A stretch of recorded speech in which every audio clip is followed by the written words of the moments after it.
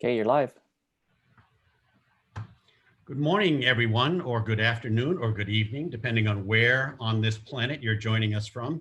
And as you know from our SETI live events, we love to know where you're joining us from. So use the chat and tell us where you're joining us from, and we'll do shout outs to those of you in countries around the world and states around the US. So please take advantage of that. And in the meantime, I have two questions for you.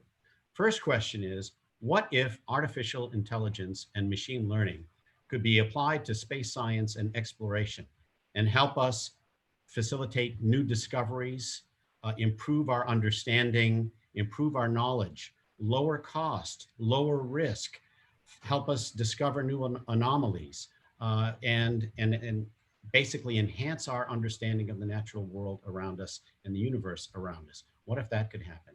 Question two, what do Google Cloud, the Mayo Clinic, the Luxembourg Space Agency, and Intel have in common? So today we're going to answer both those questions. My name is Bill Diamond. I'm the CEO here at the SETI Institute in Mountain View, California, where the lights are off, but the work goes on. And we've got some amazing guests, an amazing story today to talk to you about. And it's about the Frontier Development Lab, which now in its 5th year is really pushing the state of the art in terms of the application of advanced AI and machine learning tools and techniques and technologies to some of the most vexing and challenging space science research problems and priorities facing NASA today. And you're going to hear from our guests who represent organizations that are part of this extraordinary undertaking.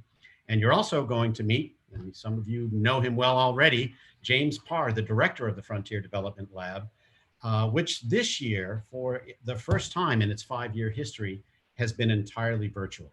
Normally, we have a very busy summer here at the SETI Institute with young early career PhDs in machine learning and AI and different deep science domains coming here, staying over at NASA Ames down the street, and spending an intense 8-week summer period working very closely together to dive into these extraordinary problems and push the state of the art. And this year, we haven't been able to do that. And yet, the FDL program continued with researchers from all over the world in different time zones, different backgrounds, cultures, languages, working together collaboratively, supported by, among other things, the tools and technologies and resources from the organizations represented by our guests here today. And having never met in person, nevertheless did some extraordinary work. And actually this Friday, you're going to get a chance to hear directly from them and hear what they have to say.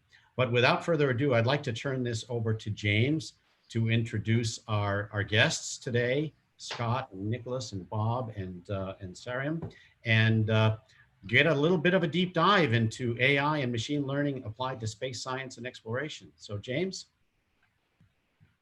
Thank you so much, Bill. And really, I'm so excited. I always pinch myself when I get to talk about computers and space simultaneously. And I sort of wonder if it's a bit of an introduction just to talk about our backgrounds a little bit and get to know the folks that are joining us today. I know you're space geeks and you're also computer geeks. I'm not sure which side of the fence you go to. I don't know if you could answer that, but it would be great to hear about sort of what first inspired you and what got you into what you do now. I don't know who wants to kick off. Can I, Sairam, do you want to take the helm? Sure, I can have a stab at that. So for me, it's sort of more on the computer side of the fence, but I am in awe of space.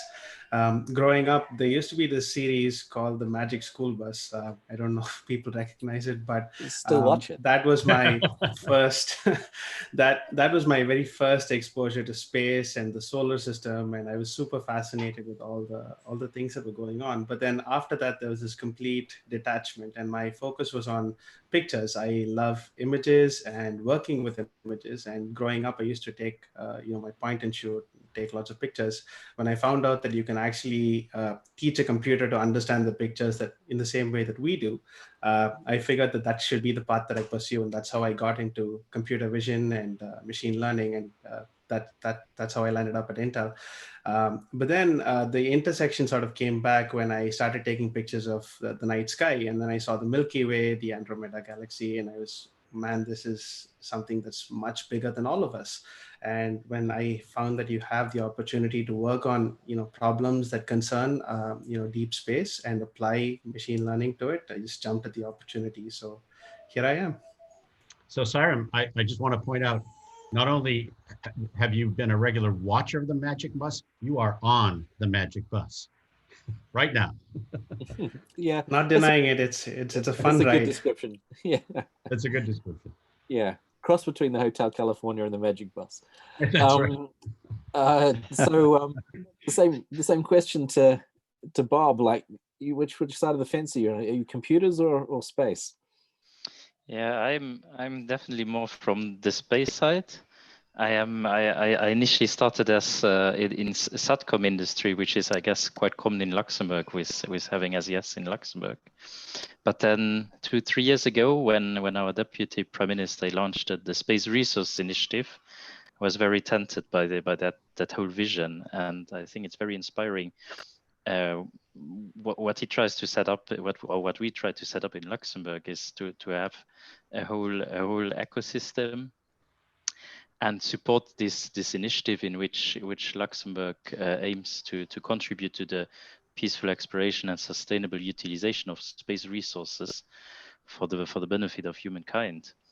And I think that's a very, very inspiring vision. And so we do this, and one point is also to support education and research activities around that. And I think that's where Bill had the chance to meet our minister several years ago, and since then we are a big supporter of FDL. I think this is the fourth year.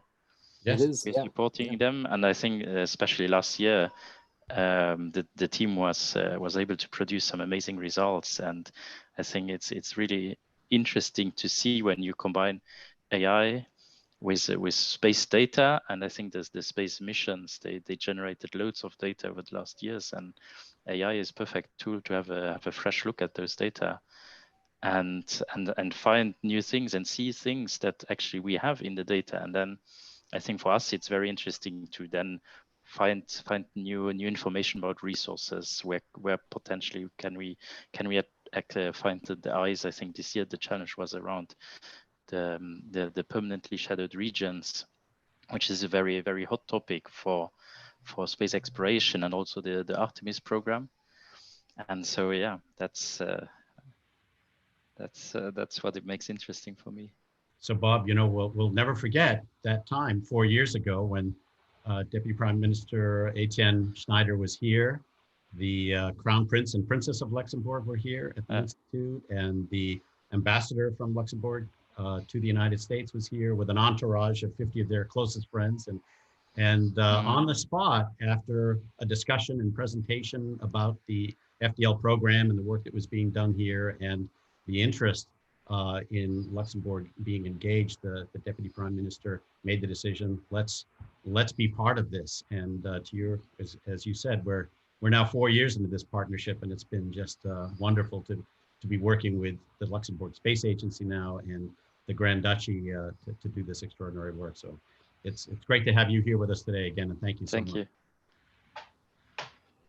So Scott, being from Google, you'd think this would be an easy question, but I know for you it's a pretty hard one. Which one are you, computing or space? Yes is the answer, James. Well, yes is the answer. I think Billis goes back. Where did I get interested in space? I have billions and billions of reasons to be interested in space. That comes from Carl Sagan as a kid on Sunday nights watching that with the family religiously.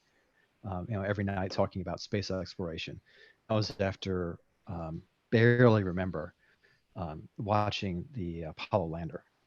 And you see that, I think everyone in our neighborhood wanted to be one of two things, either a fireman or a spaceman or an astronaut. And I wanted to be an astronaut. And to fast forward to today, James, I think you and I met about 3 years ago. And, I came out to Google. It was a dream to walk through NASA Ames and see and walk on the ground that the astronauts had been there before. and actually see in a lunar simulator. It was amazing. At the same time, NASA is just full of so many bright individuals, and Luxembourg, and there's all these space agencies. Yet they were built and capitalized in the 60s and 50s. And you walk outside the door, you have all this amazing capabilities in Silicon Valley. And I said, how can we marry the two? How can we get all that amazing brilliance in NASA with all the technology and platform of Silicon Valley? And I took that as a personal mission. And that's how I ran into you, ran into Bill, and been working doggedly through NASA and everyone else, and these experiments that we were doing are just remind me and are heartwarming of how you get to take brilliant minds and you take these tools where we've been using machine learning in Silicon Valley for about a decade. It's a relatively new technology, and to see what they can do with it is just mind blowing. And they're taking it so much farther than we ever could.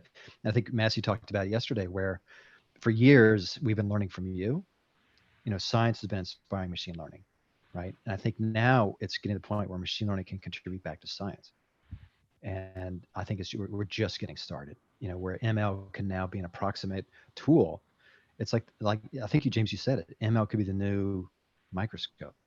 Yeah. And to actually look out into or the new telescope and go out and see things we couldn't see before. So I'm just so excited to even be part of this and to do my little part to try to figure out how can we take what we have at Google and get it into your hands. And so we've been working on that for a few years and making some progress. Well, I think it's important to note as well that the partnership with Google and the FDL program has been absolutely transformative, because the resources you brought to bear, not only your own expertise and colleagues like Massey, but the cloud compute resources and storage resources, the AI and ML tools. James and I have talked about how just between the first year and the fourth year of FDL, the compute resources or the compute demand or requirements of the program went up by 700 times. So it really is quite a powerful 700. 700. Bill, I think there's research, OpenAI published research where they said, the thirst for computing with these technologies is doubling every 3 months. Yeah. Right. And then we saw that a recent model had 175 billion parameters, and we're just getting started. And I think now that we're connecting the communities, so that the community who grew up in computing and machine learning as a new way to think about tensor calculus, and marry that with the brilliant minds who are exploring the heavens, astrophysicists and planetary scientists and climatologists. That is, to me, the most exciting part. Yeah, because now we're going to learn from each other.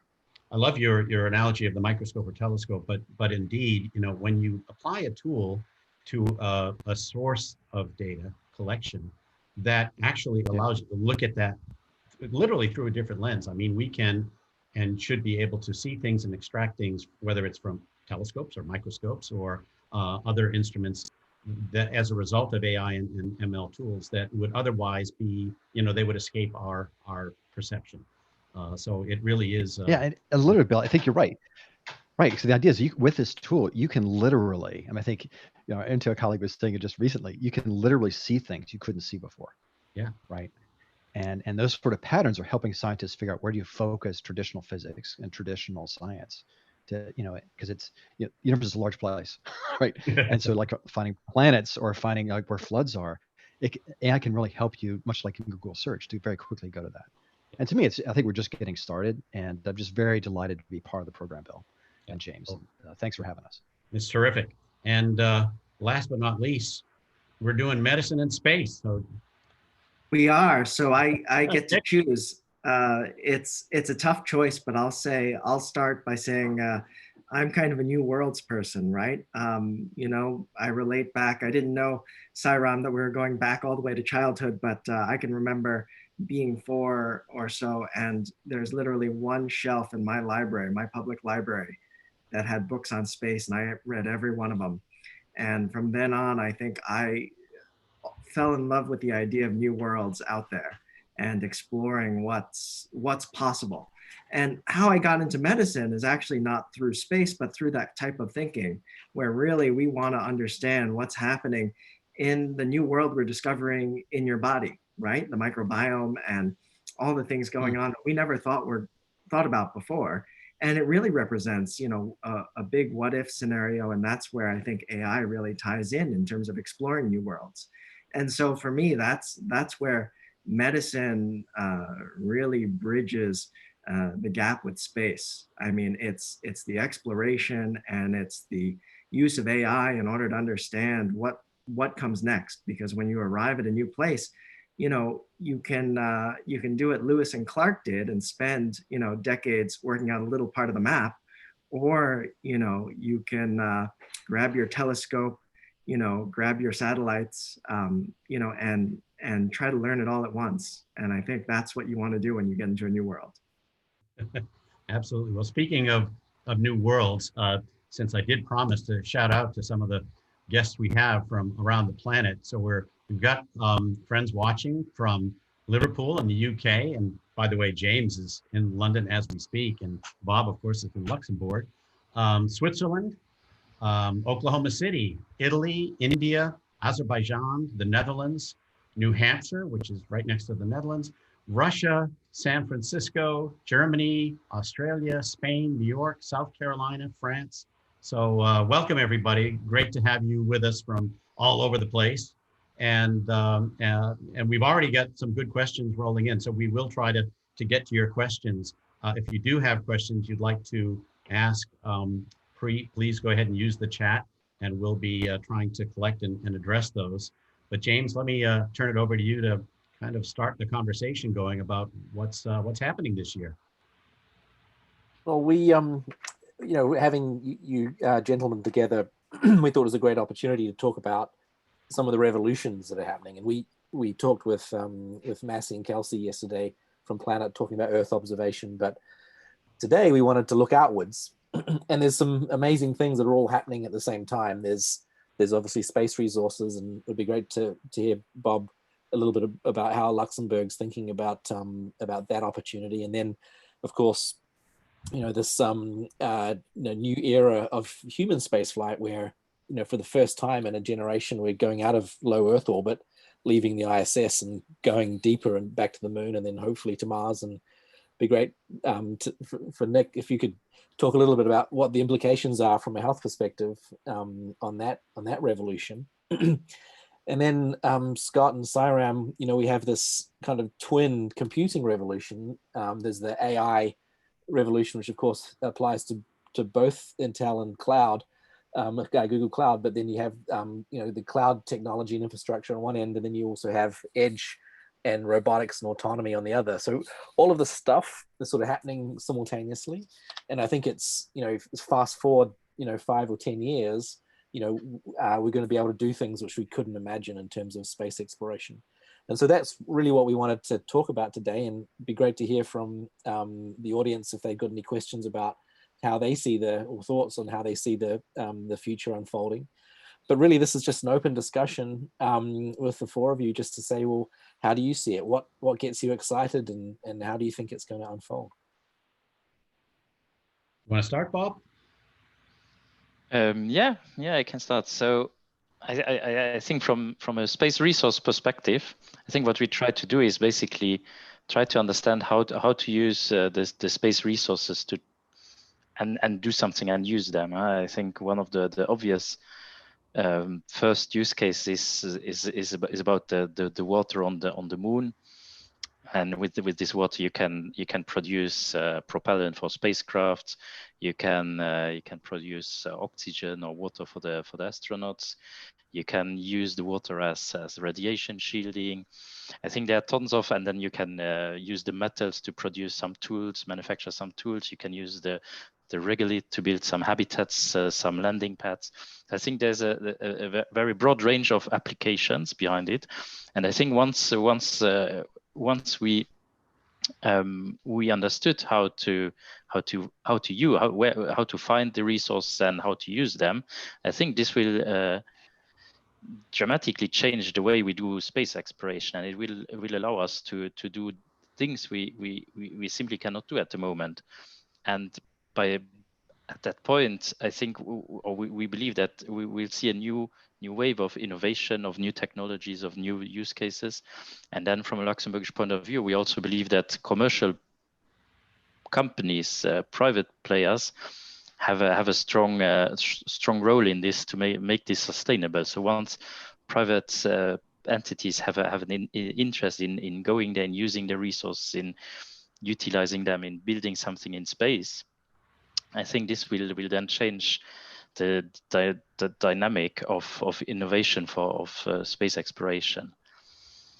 And so yeah, particularly I think what we try to do with AI is to better understand where are the resources, how to get them. I think last year was a nice project where they did several things, but one thing, for example, they had the 40 different instruments, and they put them on top of each other, and then through different AI techniques, they try to find to cluster them to find anomalies and so on. And this year we try to have a look into the deeper, into the permanently shadowed regions. I think there are no high resolution, good quality maps of the permanent the PSRs, and yet they are very important, in at least in the near future. And I think also for the Artemis program, they play an important role. And yeah, I think we are pretty very excited about using space resources. I think it's kind of interesting because probably a lot of people watching us today don't realize there's water on the moon, but there is. And this year's team is looking to map and locate it. And there are metals on the moon, to your point, resources to build tools with.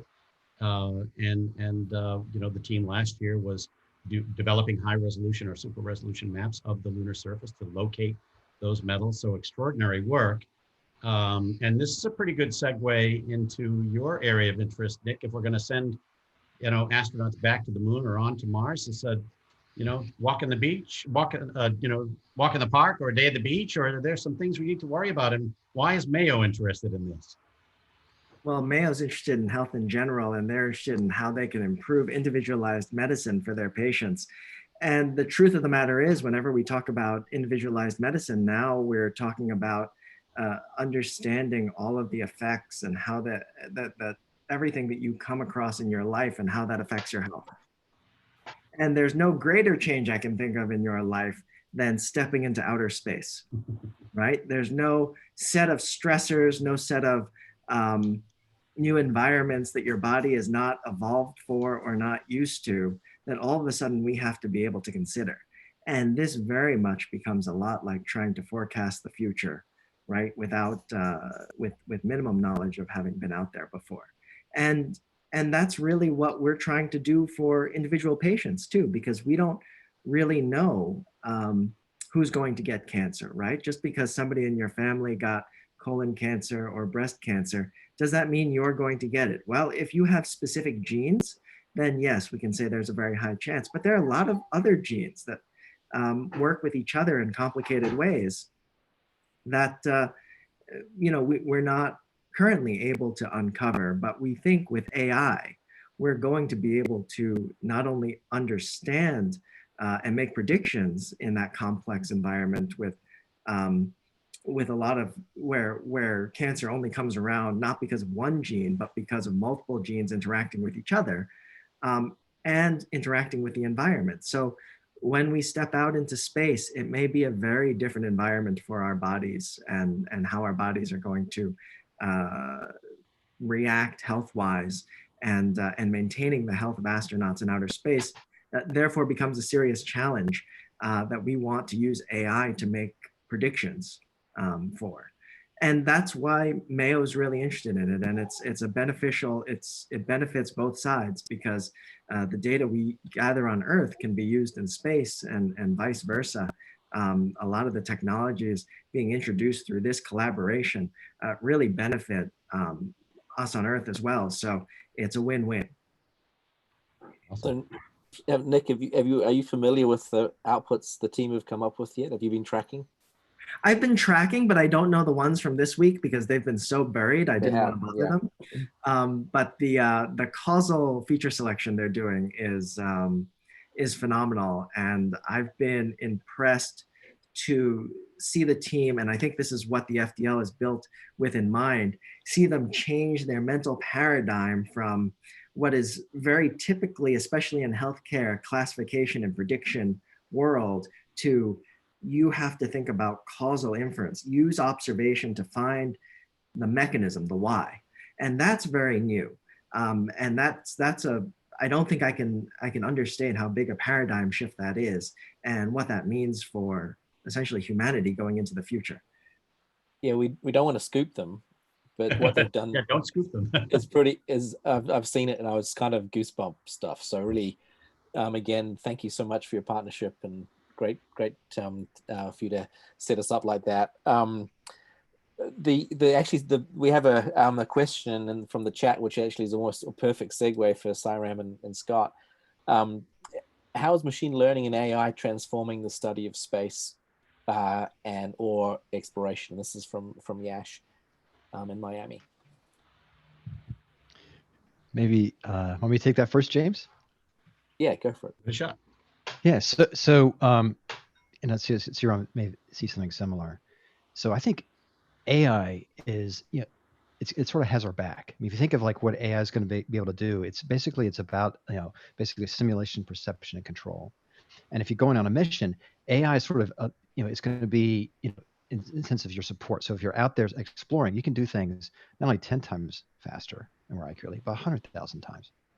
And so if you have very limited time on the surface of Mars or on the surface of the moon, what happens if you have an order, like several orders of magnitude improvement? So in other words, an experiment that you have to do that could take you into traditional computing or traditional ways 3 months, you can do in a minute, right? And we're seeing these now models that these clouds are enabling. You see one from OpenAI just had GPT-3. We've got a number coming out of Google. When you have these models that are trained on billions of images and whatnot, you can have access to these things, and it becomes a super tool for reducing mission, for reducing the risk in a mission. And so, for example, you can use that tool as you're designing spacecraft, as you're designing experiments, as you're designing molecules for cancer or for COVID. You can have the AI say, this is the one that's closest to what you want, and go through multiple simulations and give you approximations saying, explore this area. Likewise, you're looking on the surface of the moon for different minerals. AI can say, it's a vast space. Again, what you showed me before, start here. And then you go ahead and apply regular science. So these are where you get these sort of several orders of magnitude improvement, so that as we're exploring, you can do so many things so much faster, James, than we could ever do before. It's kind of this power tool of exploration.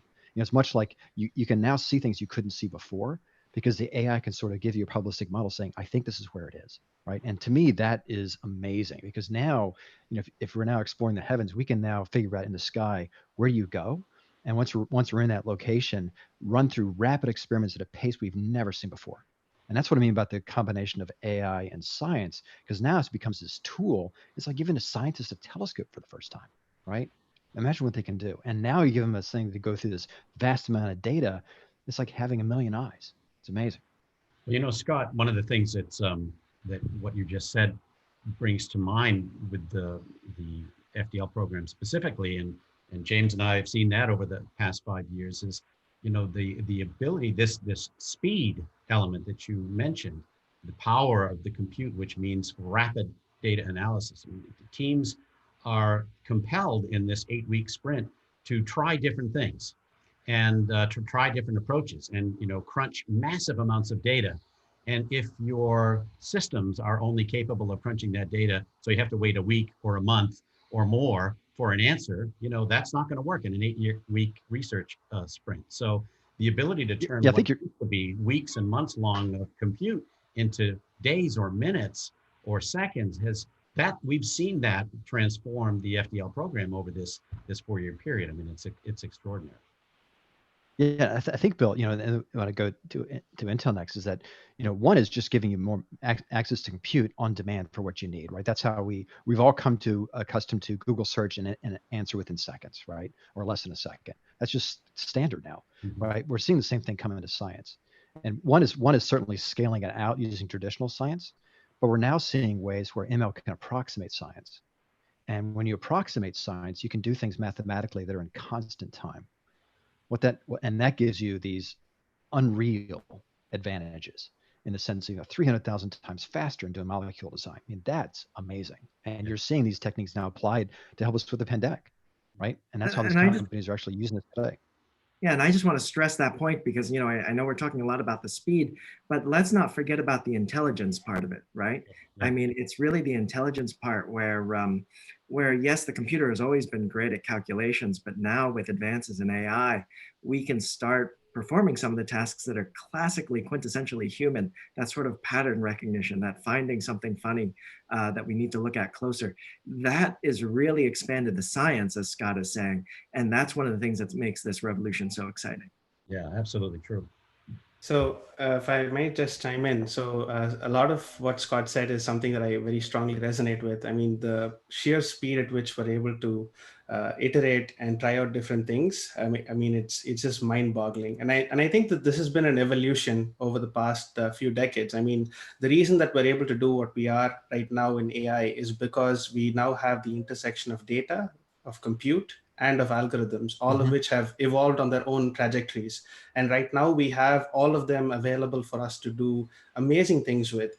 And it's not just that, it's also the fact that we don't need to reinvent the wheel for a number of problems.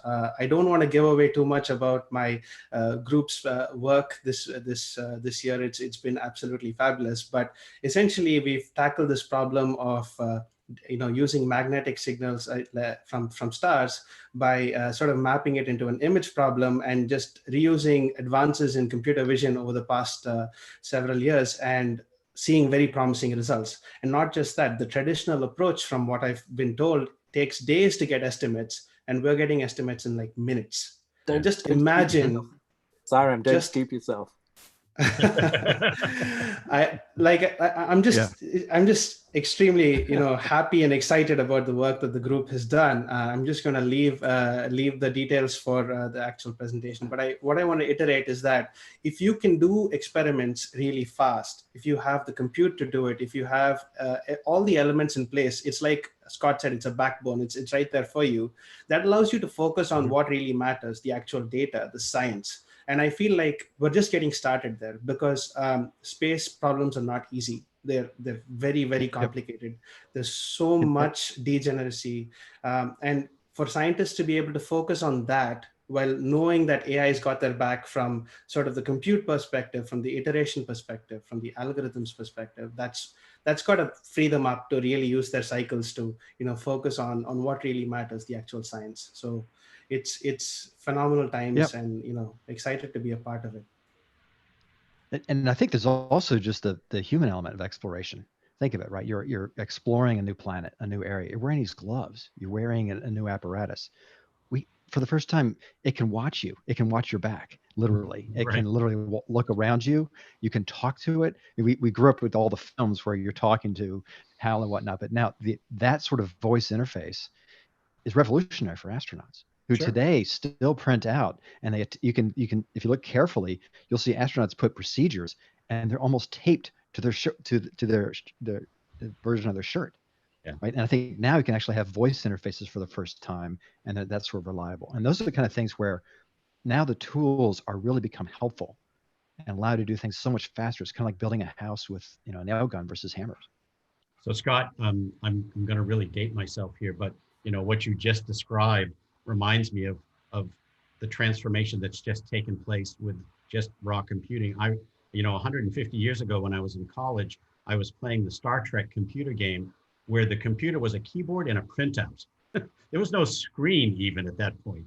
And I was using to run data sets, but it's extraordinary. Let me just do a quick shout out to some other folks from around the world who've joined us. So we have guests as well today from Athens and Greece, from Mexico, from Pakistan, from Rio de Janeiro, from Cincinnati, Ohio, and Miami, and Luxembourg. And in fact, we have a great question from Luxembourg that was kind of hitting on what Siren just talked about, and this notion of massive amounts of data.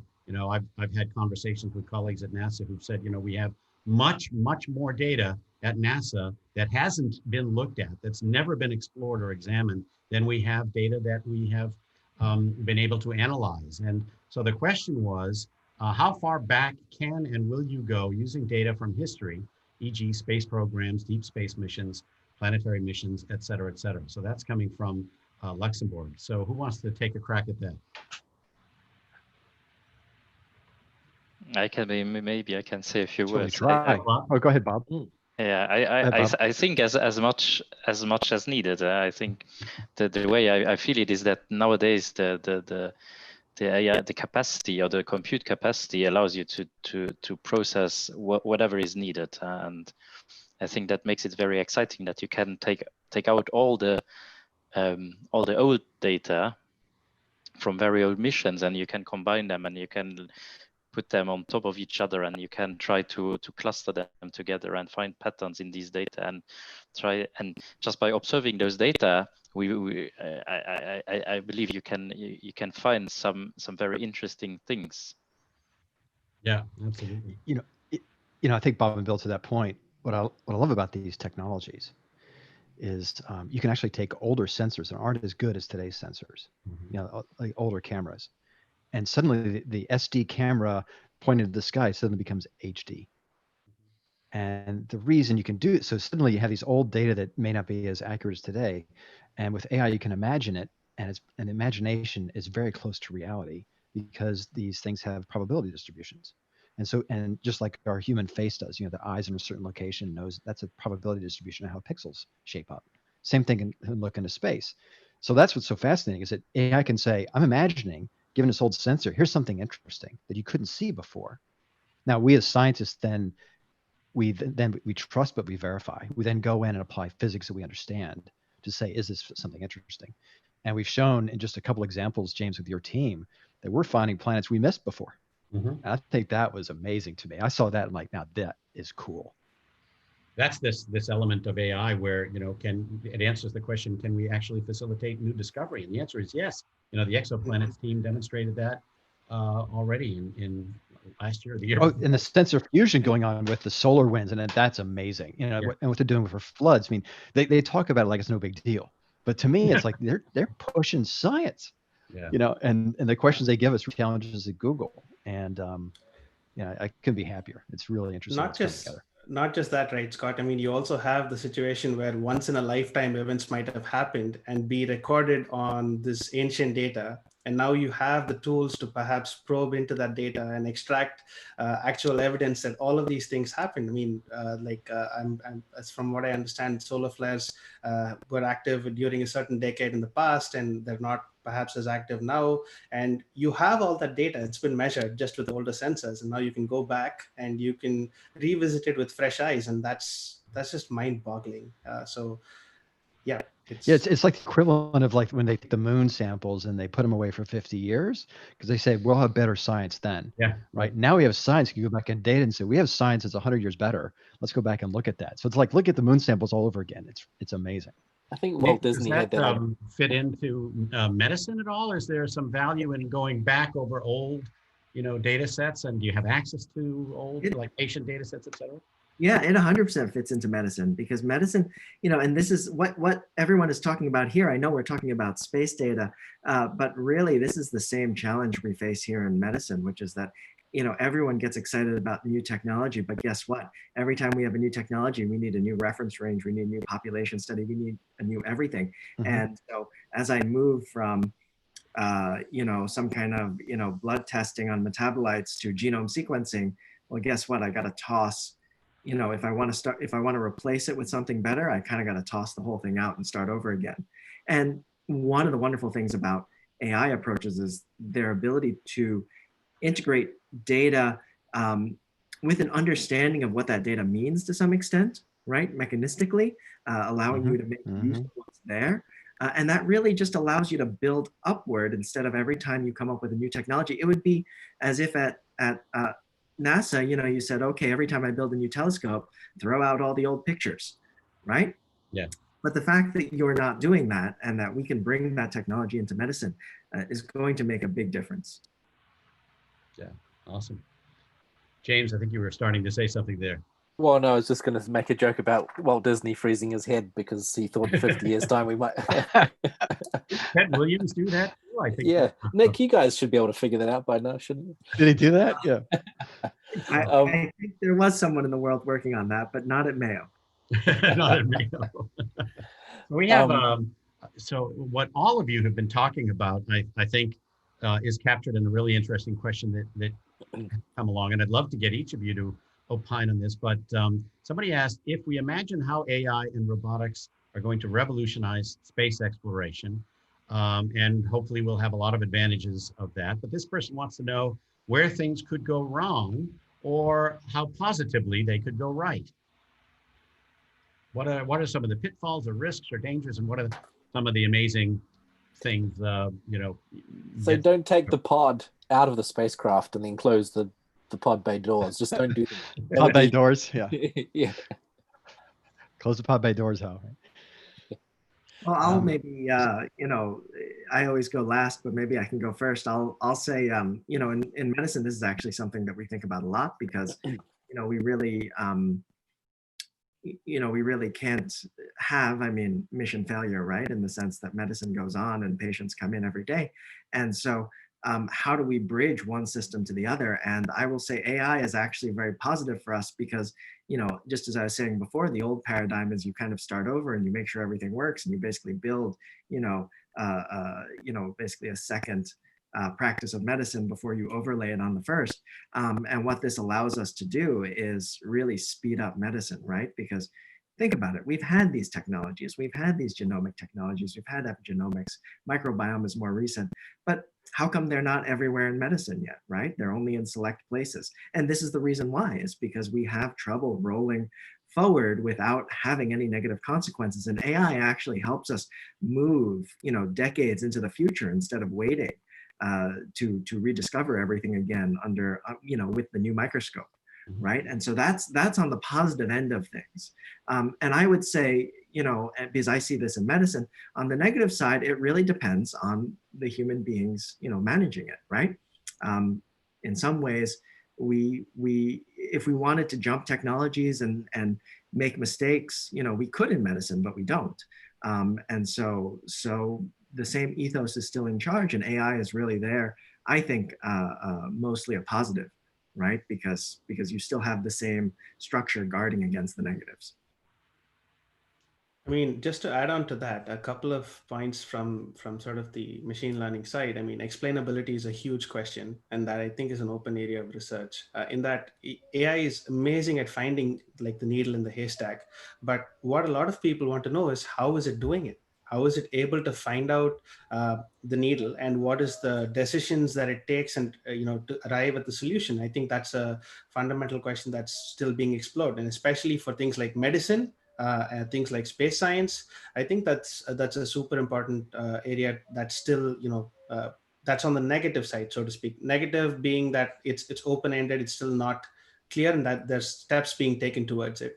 On the second thing that I sort of want to talk about is also just the failure rate, like Nick mentioned, right? I mean, different problems have different levels of failure acceptance, and you cannot like design a generic model that works across the board with like minimum failure rate. So that's another very big aspect in terms of the negative side. On the positive front, a lot of the areas where you would normally consider it high risk for humans to be involved, you can now delegate that to AI, and potentially that sort of opens up you know, that reduces the risk for human involvement, and it sort of increases the chances that you'll get successful resolution. So on there's sort of this fine line where you have to figure out what's you know, what's right for the problem. And more importantly, for supervised problems, you also have the issue of biases. So the data that you collect, the algorithms that you use, they could potentially have biases that may not be apparent when you first look at it, but when you do a deeper analysis, it might become even more obvious. So all of those things are the areas where I feel like if we are to sort of go forward like a decade with AI, we have to use these as sort of signposts to say, have I accounted for all of these? And therefore, if I have, I can sort of go with confidence that the solution that I've proposed with this AI technique is going to work and will be accepted by the community. And that I think will address the problem that Nick mentioned, where why isn't it widely adopted? So yeah. And that's, I love your example of the explainable AI, because that's exactly where medicine is, right? You have you know, there are a lot of neural net approaches that have been around for quite a while, and you know, and they can improve what we're doing, but they weren't necessarily used because, you know, you either are going to test them on every single circumstance to make sure that nothing could go wrong, or, you know, you need something explainable that you can understand, that you can, you know, intervene and rely on, and that the clinician can interface with, rather than just, you know, putting it all kind of in the black box. And this is a really important point that I think Sairam brought up, which is that it's not like your structure, your ethics, your thinking, your tolerances for failure go out the window once you have AI, right? I mean, you have the technology, but you still have all the same checks and balances you always did when it comes to applying, you know, to medicine. In some areas in AI, you know, we're coming up with new ones, right? Like autonomous driving. We have to think, okay, what are philosophically our, you know, tolerances, right? But that's for us to build in, and it's really up to us and how we're going to use it. Trust is a key element, you know, where people, you know, accepting AI solutions and results. You know, Scott was talking before about how you can actually convert an SD image into an HD image, but you want to be able to trust the outcoming result. Did the AI just make something up to fill in the pixels, or is it, you know, based on ground truth or physics and reality? And I know that explainability, Scott, this is something we've talked about a lot, right? This is an area where we also think the FDL program can help, you know, provide that basis for explainability and trust in AI solutions. But yeah, I think, you know, it's certainly extremely important to think about, you know, how did he come to the conclusion? But maybe just talk to the other panelists. So let's say we're trying to find a cure for COVID, or let's say a vaccine for that, or we're trying to find, you know, which part of space we should explore next, or we have a particular design for an aircraft, or let's say, you know, we're trying to figure out a new propulsion system. So let's say the AI says, why don't you try this? This is, you know, like from the movie Star Trek, here's a new warp drive. Look at this equation. Or if you have a chemical, here's a chemical, go try it. To me, it's like having an idiot savant in your team, right? She comes forward and says, well, what's this? Or he comes forward and says, here's a molecule, I think it might work. Well, how do you know? I don't know, just go try it. Well, we trust but verify, saying, that's interesting. Let me go use my science, my training in chemistry and epidemiology, and let me go validate this particular chemical that you proposed and use that into science. And I think, and likewise in propulsion systems, I don't know what this looks like, but could that be warp drive? Let me go trust and verify that. And that's where I think AI is so interesting to me, Bill, is you fast forward just in a few years.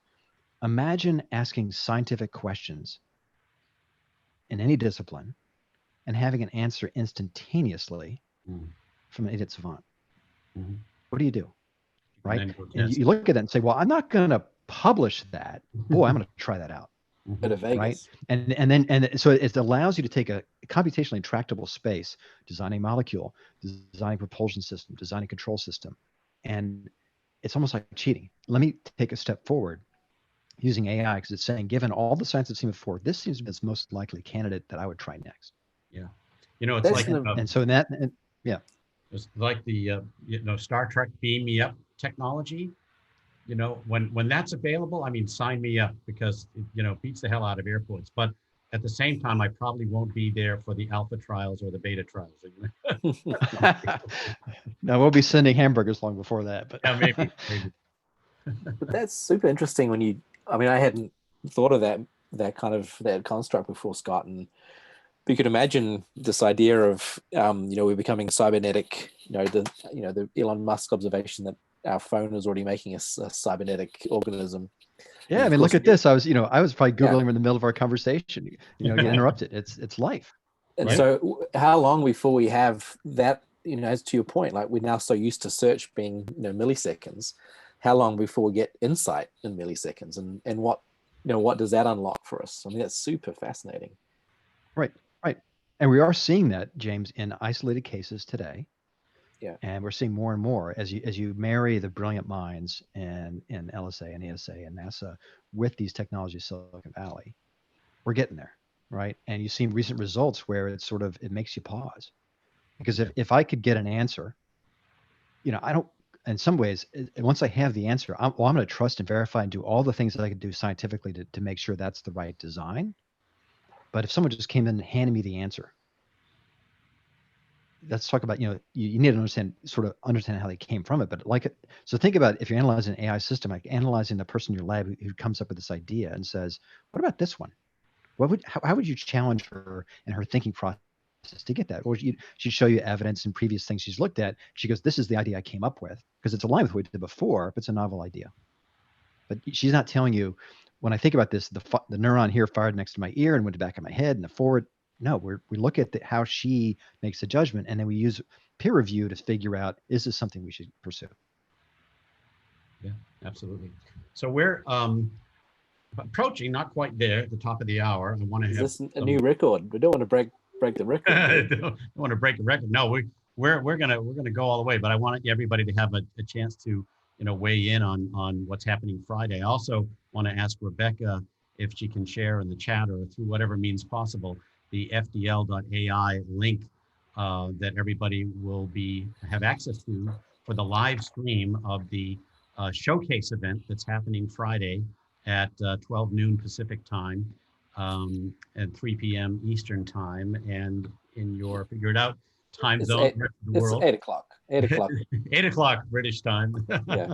So, but there's a great question that sort of is I think a segue into this showcase event that's coming up. And the question was, what boundaries are you working in relation to AI findings and making use of it?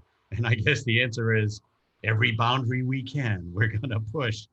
Certainly in the FDL program, we've been addressing topics from heliophysics and space weather to space resources, to astronaut health and space medicine, earth science and disaster prevention, planetary defense and asteroids, exoplanet research, astrobiology. All of these domains have been explored over the last 5 years in the FDL program and its sister program with European Space Agency partnership taking place in England at Oxford University. So yeah, we'll push every boundary we can. But maybe we could go around, James, and starting with you and sort of weigh in on this year's program and what you're anticipating for the Friday showcase event. Thanks, Bill. I'm really excited because, as we've been talking about, just in the last hour or so, AI is evolving so quickly, and really this ability to, find, the nuggets within, lots of different data sets, we're getting much better at that. So at the beginning of FDL, we didn't do data fusion. We tended to use one data set and one or two tools. Now we're using like stacks of 40 data sets and massive pipelines. Like the complexity is happening both on a algorithm level, but also on a data prep level. And oh, look, we've got another team member. Future astronaut from Luxembourg. Yeah. So I think it's just, that explosion of capacity means that you never quite know what you're going to get. And as we were talking, I was thinking it's true. Like, I love this quote from Marshall McLuhan. First we shape the tools and the tools shape us. And I think having the tools, like having these workflows and these algorithms and this massive compute from Intel and Google, it does change the teams as they go through the journey. Like the ability to imagine bigger is sort of is a side effect of what happens. And so I'm really excited, and I've already seen some of the results, and it's real goosebump stuff. So please do tune in. It's going to be great fun. Nick, how about you? So we don't want you to go last again, so tell us what you're thinking. So, when you're talking about pushing the boundaries there and you're listing the things, I really think there's no greater boundary in science, and I'm biased just a little bit, but there's no greater boundary in science than understanding how parts interact together to form a complex whole. And that to me is the science of life, right? It's a field of science we term collective effects. And so how do a bunch of what seem like simple interacting molecules, proteins, genes, cells, come together and do something that looks kind of organized, or do something that gives order? How does order arise out of the chaos is essentially what we're studying. And, unlike other areas where we have some of the rules, or we have many of the rules, and we're trying to understand how they play together, or we're trying to calculate something, there we're really taking a mixture of many different entities and understanding how they all interact in order to give rise to what's around us. And that to me is the boundary that I think this program is pushing, right? Computationally, technologically, and it's pushing it out into space, you know, and into our lives. And I think that's one of the things that for me is a huge highlight. Awesome. Scott, what do you think? Boundaries. Yeah, Scott is like Well, boundaries. yeah, boundaries. I think Bill, I think James nailed it. If you look at just 3 years ago, right? We were just getting started. A few Silicon Valley companies, Intel and us and others were kicking in to help these students and postdocs and researchers. And now I feel they're pushing us. I mean, it's the point where, you get on these calls and like, well, we'll bring in some of our experts. Like, well, we're learning from them. What's so fascinating is once you put these powerful tools, these estimators in the hands of the scientists, and you make it easy and approachable to them, so that they don't have to. You're sort of taking the governors off in terms of the number of questions they can ask and the number of data sets they can explore. Mhm. And when you do that, magic happens. Yeah. And that's what I really like. It just seems like every year, they just sort of blow away expectations in terms of what these teams can do when they marry the best of Silicon Valley with the best of science. It's fantastic. Well, it's amazing. You talk about that magic that happens, and James and I have been talking about this for the past 5 years now. But this notion of bringing AI and machine learning expertise together with domain expertise and particular science backgrounds. I mean, the magic happens at the intersection of these disciplines. You get these people together. It's extraordinary things. Exactly, Bill. It's like, like the classic management thing about mentorship, right? A lot of times you have senior people want to mentor someone younger. And what you find, if you ask all the mentors, they end up learning, they think, more from the people they mentor than from the mentors absorbing from them. And I'm feeling the same thing now from NASA and SETI and FDL, is that as we go in to mentor the teams on ML from Silicon Valley, we're taking away and learning an awful lot about how AI can really help with space. Yeah. The teachers are becoming the students. Absolutely. I don't know if you feel that way, Saram, but I certainly do. Oh, absolutely. Bob, what do you think? Yeah, I think for me, I'm not an AI specialist, so it's difficult to really see where the boundary is. But I think for me, the AI is really a tool to push the boundaries, to learn new things. It will be an evolution. It's certainly, I think, now during the 8 weeks, they try to find the best way possible within those weeks. During the time they had.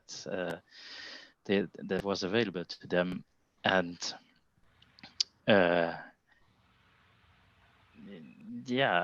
think what Scott mentioned is we had the same, the scientists, they were amazed what the data, or the space scientists, they were amazed what the data scientists could do, and what information they could find and how they could twist the data.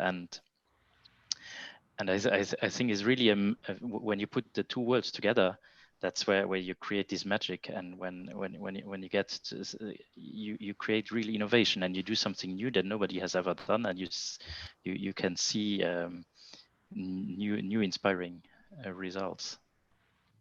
Absolutely. And Sarah?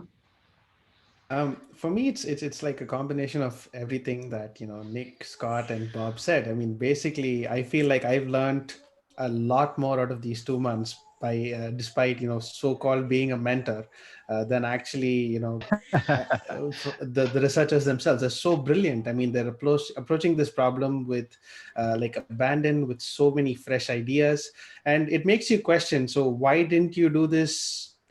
Or why didn't you pursue this direction in your own work-related challenges? Why didn't you take this algorithm? Why didn't you try this out? And then it really makes you think. And at the end of the day, I feel like I've learned so much more. And I sort of went into this not knowing the difficulty of the problem. And now that I see the difficulty, like actually see it, it makes me, so happy to know that, now we have AI to sort of back these kind of problems up. And the FTL is the perfect intersection of talent, of resource, and of innovation to actually get this get solutions to all of these problems. And yeah, it just gives me goosebumps to know that we can actually measure signals from stars and other things and use them like as we were using traditional data. It's just I just don't know what else to say. James, don't give away the secret. Yeah. So I'll tell you one of probably the only good thing about not actually having the teams here this year, and you were kind of alluding to this, Sairam. I mean, for me, the goosebump issue and the privilege is just to be around people like you and also the researchers and mentors that we have here. And that's where I come to, the good news here is because we'd have normally all the researchers here at the SETI Institute in this big sort of central space we have working away. And, there's an IQ meter on the wall and it's kind of pegged to the right. And then I would walk in and it would sort of go, Phew. I mean, these people are absolutely brilliant, and it's very, very humbling to be around them, I have to say, and see the amazing work they do. But I also, what Nick was saying before about complex systems and understanding holistically complex systems, it's always been interesting to me because, science by definition or by its nature has been, for most of history, deconstructionist, right? It's about taking things apart, putting them in silos, physics, chemistry, biology, et cetera, and trying to get them into scale and context that we can understand and relate to. And now I think we're at the place where we're able to sort of put it back together again, because, nature isn't, compartmentalized like this. And, this is one of the things we say at the SETI Institute, that for us, it's the interdisciplinary and multidisciplinary nature of our scientists, having biologists and chemists and physicists and astronomers all in the same institute and looking at, and it's now for us, it's about connecting the dots. It's looking at where everything intersects, and to then take that knowledge and understand, massively complex systems like life or like the universe is extraordinary. And what better tool to enable that, facilitate that than AI and machine learning. So I just want to thank all of you and your organizations for your support and partnership here. We've had amazing partners, right, James, over these years, and still do. I mean, we couldn't get everybody joining us in today's call, but Lockheed Martin and IBM and Element AI and KX Solutions and NVIDIA and all kinds of the Canadian Space Agency, all kinds of organizations, USGS, MIT. It's been really amazing. And I think that's what is another really exciting thing that's impactful about the FDL program, is this collaboration between amazing organizations, incredible people, and these, seemingly disparate organizations and backgrounds. And we're finding that they're not so disparate after all. So James, any closing thoughts before we bid farewell? No, just to say thank you as ever, and thanks for bringing the optimism. Really, like, I think we're in a interesting kind of time in our society where we need some optimism, and just wanted to thank you all for helping make that happen, and I'm really looking forward to Friday. It's going to be great fun. And so again, as a reminder to everyone, and I'm assuming it's on the chat that everybody can see, go to fdl.ai for the live stream on Friday, starting at 12 noon Pacific, to meet all the extraordinary teams that we've been talking about today and learn more about the research that Sarim was doing his best to give away and James was doing his best to hold back. But you'll hear all about astronaut health and space weather and Earth science and observation and space resources and finding water on the moon, et cetera. So it's going to be an extraordinary journey. We hope you'll come along with us. We look forward to seeing you Friday. We thank you for joining us today from all over the planet. And I look forward to the day when we're doing these SETI live events and we're having people joining us from the moon and from Mars and from elsewhere. So anyway, that's yet to come. Thanks very much, everybody, from all of us here at the FDL organization, the SETI Institute. We appreciate your joining us, and we look forward to seeing you on Friday for our showcase event. And we'll see you again, of course, on our Facebook channel for more SETI Live talks in the coming weeks. Take care, everybody. Stay safe and well. Thanks, everyone. Thank you. Thank you. Thank you. Bye-bye.